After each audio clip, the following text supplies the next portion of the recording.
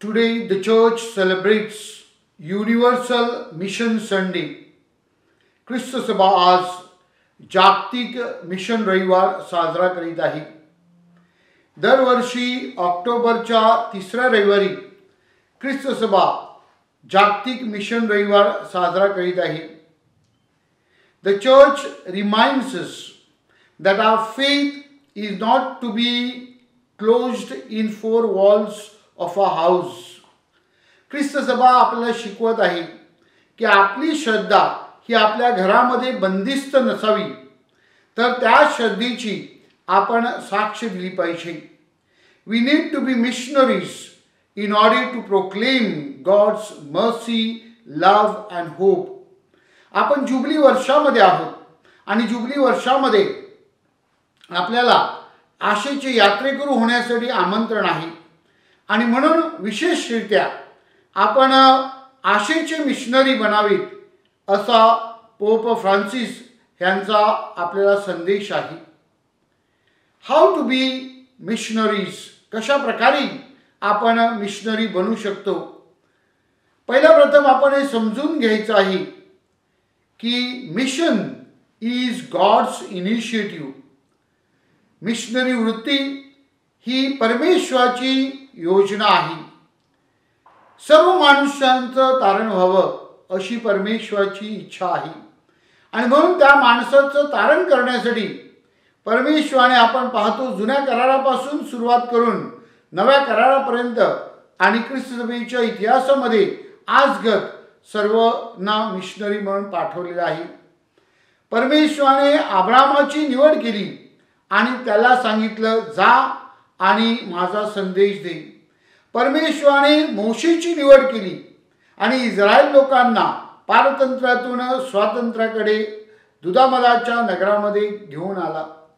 परमेश्वराने संदेश ते पाठवून त्याची जी इच्छा होती त्याचं जे कार्य होतं ते पुढे नेण्यासाठी सांगितलं आणि सरतेशेवटी परमेश्वराने प्रभू येशू ख्रिस्त एक मिशनरी म्हणून या भूतलावर पाठवला. योहान आपल्याला सांगतो 3:16 मध्ये परमेश्वराने जगावर एवढी प्रीती केली की जगाचं तारण करण्यासाठी परमेश्वराने त्याचा पुत्र या भूतलावर अवतरला.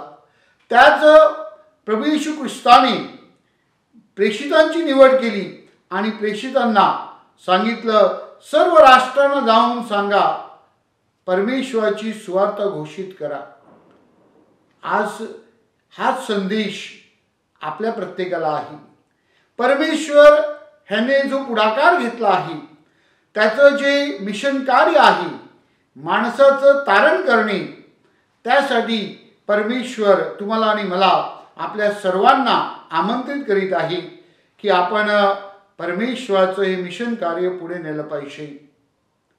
दुसरी गोष्ट मिशन कार्य समजून घेत असताना आपण लक्षात ठेवलं पाहिजे mission is for encounter and transformation.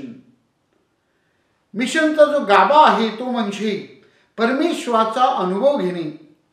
परमेश्वर कोण आहे ह्याचा जेव्हा आपण जवळून अनुभव घेतो तेव्हा श्रद्धेमध्ये आपण दृढ होतो आणि हे कार्य पुढे नेण्यासाठी परमेश्वराचं कार्य करण्यासाठी आपण स्वतःचं परिवर्तन करतो आणि त्याद्वारे हे कार्य याची साक्ष देण्यासाठी आपण पुढे सरसावतो.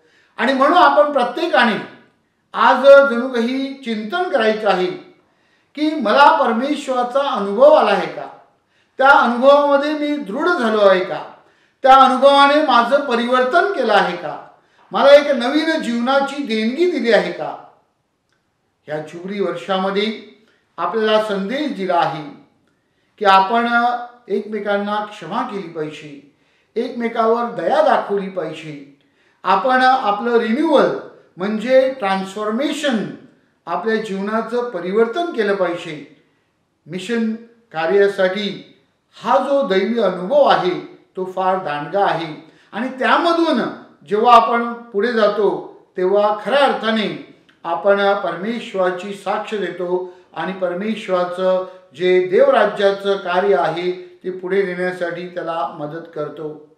सर्व माणसांचं तारण करण्यासाठी आपलं परिवर्तन करून दुसऱ्यांना परिवर्तन करण्यासाठी जेव्हा आपण पुढे बोलवतो किंवा त्याची साक्ष देतो तेव्हा आपण मिशन कार्यामध्ये मदत करीत असतो. तिसरा मुद्दा मिशनचा आपण लक्षात ठेवला पाहिजे. Mission is not optional. Mission is our identity.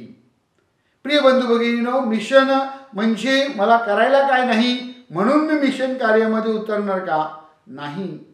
तर आपलं अस्तित्व, आपली श्रद्धा जणू काही आपल्याला या मिशन कार्यासाठी प्रवृत्त करते.